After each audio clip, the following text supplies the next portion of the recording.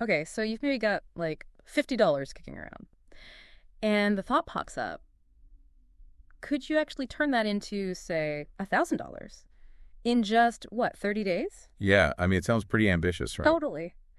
But what if there's this online world, maybe surprisingly accessible, where those kinds of quick gains, well, they're not guaranteed, obviously, but maybe not completely impossible. Right. And it's that immediate hook, isn't it? That, Yeah. small input, potentially big output, fast. It definitely grabs your attention. Absolutely. So what are we talking about here? It's domain name trading, basically buying and selling web addresses, the things you type into your browser. Mhm.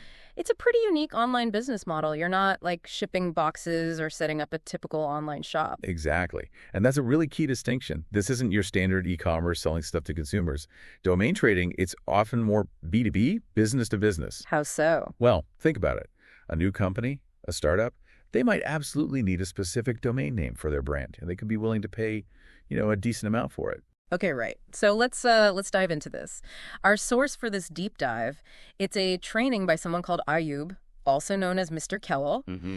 He apparently positions himself as like the first Arabic expert in this field. He's had a YouTube channel on it since 2020, claims he's helped a lot of people succeed. Okay. Now, I know what some of you might be thinking, is this a bit, too good to be true? And that's fair. That's a healthy skepticism to have. Anytime someone talks about making money quickly online, you should definitely look closely. Yeah. But the training we're looking at, it does lay out specific methods. And our goal here is really just to understand those basic concepts he presents. Right. So our mission today, basically, is to get our heads around the core ideas of domain trading according to Mr. Kellel. We want to look at the different ways domains get bought and sold and really focus on the specific strategy he pushes for hitting that, let's face it, ambitious $50 to $1,000 target in just a month. Okay, so starting right at the beginning. What is domain name trading, fundamentally? Like we said, it's not about building websites yourself. No. It's about seeing the value, the potential value in the web address itself and trying to capitalize on that. Think of domain names like digital real estate. Yeah, that's a good analogy. Mm-hmm. Every website needs one. Google.com, Facebook.com, your local pizza place's website. They all need that unique address online. Exactly. Without that specific address, Yeah. they don't exist online the same way. It's foundational. That digital real estate idea is pretty powerful. A good domain name, one that's memorable or relevant, that can be a massive asset for a business's brand. Oh, absolutely. Yeah. Imagine a domain that uses keywords people are actually searching for, that built-in relevance. That can make it super valuable to a company trying to get found online. That's the kind of value we're exploring. Okay. Now, Mr. Kell talks about a few different ways these digital properties get sold. The first one is inbound sales. What's that about? So inbound sales. Think of it like putting your virtual property, your domain, on the open market and just waiting. Waiting for buyers. Yeah. You list your domains on these specialized websites, these marketplaces. You set your price. And then you hope that potential buyers, maybe other investors, maybe businesses who want the name, find your listing and decide to buy. So it's kind of passive, like putting a for sale sign up and hoping someone interested walks by your virtual shop. Pretty much, yeah. That sounds straightforward, but Mr. Keel apparently says this isn't the main way to hit that 30-day goal. Why not? Well, it really comes down to the time factor. Inbound sales, they depend on people finding you, discovering your listing among potentially thousands, maybe millions of others. Right. So it can be unpredictable. It might take a lot longer than 30 days to get the kind of sale you need for that $50 to $1,000 jump. Yeah. It's just less direct. Okay, that makes total sense. So if we're not just waiting around, what's the alternative, the more active way? That brings us to the second type he mentions, outbound sales. Sounds like we're doing the work here. Exactly. Outbound sales is all about being proactive. You identify potential buyers. You find businesses or individuals who you think would have a really specific reason to want the domain name you own. Ah, okay. It's about doing your homework, researching who might need it, and then reaching out to them directly with an offer. So instead of just listing, say, bestwidgets.com and hoping, you find a company maybe called Amazing Widgets Inc., whose website isn't great, and you happen to own amazingwidgets.com. And then you contact them directly. Precisely. You found a potentially perfect fit, a solution for them, and you're presenting it directly. That direct approach, that targeted effort, is why it makes more sense for potentially quicker sales. Gotcha. Yeah, that targeted thing seems key for speed. It really is. You're not casting a wide net. You're knocking on specific doors where you think there's genuine interest. And that's why it's the core strategy, according to this training, for trying to hit that rapid growth target. Okay, clear. Outbound is the focus. Now, he also quickly touches on wholesale selling. What's that? Right, wholesale. In the domain world, that usually means selling a bunch of domains all at once, like a package deal. Right. Typically, you'd sell them at a lower price per domain compared to selling them one by one.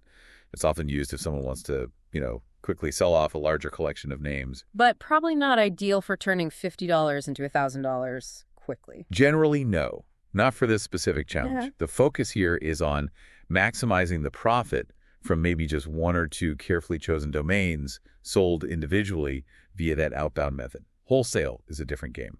Got it. So just to really nail this down, for this 30-day challenge idea, the spotlight is firmly on outbound sales, finding those specific domains, researching potential buyers, and actively reaching out. Yep. And the promise is that Mr. Kalful's training will give practical steps and real examples on how to actually do that effectively. That's the core we want to understand. Exactly. Knowing the different types is good background. But the real actionable stuff for this challenge lies in the tactics. Yeah. How do you find those buyers? How do you approach them? How do you negotiate? That's where, the rubber meets the road. Right. Now, to kind of show what's possible, Mr. Kell does share some of his own results. He apparently bought one domain for just $15 and sold it for $1,288. Wow. Okay. Yeah.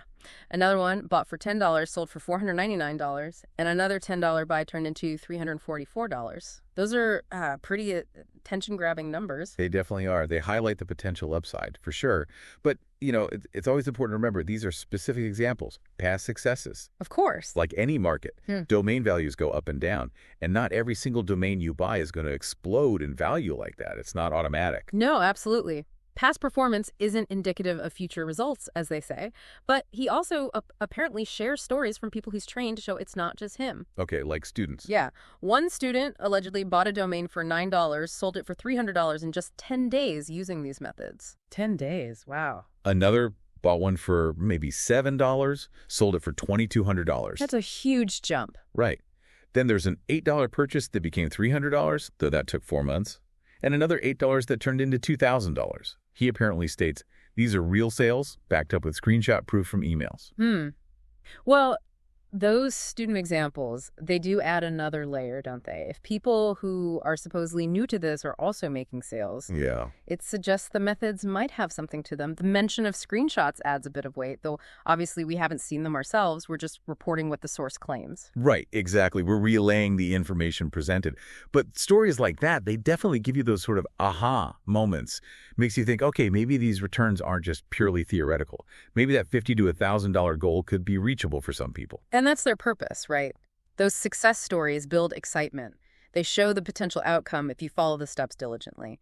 They tap into that desire for quick progress and real results that probably got you interested in this topic to begin with. So after laying all that out, the basics, the focus on outbound, these examples, Mr. Keyhole then apparently asks the listener directly, something like, are you ready to start this challenge? The call to action. Yeah, pretty clear. It's a standard but effective technique and training material designed to get you engaged, maybe commit mentally to trying it out. By reminding you of the potential results, it tries to build that motivation to keep going. And then he sort of teases what's next in the training. He says the next part is about figuring out the specific types of domain names to target to actually hit that $50 to $1,000 goal. Ah, okay. Which definitely makes you want to know, okay, which types, what should I be looking for? It builds that anticipation. Yeah, that's smart. It sets up the next logical step, the how-to of finding the right assets. It gives you a reason to stick around and learn the practical side, which is crucial for that outbound strategy. He also makes this claim that he believes he's the first person to really openly share these specific strategies in the Arabic-speaking world, which kind of frames the information as maybe a bit exclusive, or at least less widely known in that specific context. Right. It adds that layer of potential uniqueness. Now, whether that claim is factually correct, that would need more digging into that specific market. But as a persuasive technique within the training, it can definitely add to the perceived value of what's being shared. Okay, so let's kind of wrap up this first look for now. What are the main things someone should take away if they're just starting to understand this approach? I think the core thing is recognizing that domain trading is its own beast. It's not standard e-commerce. Right.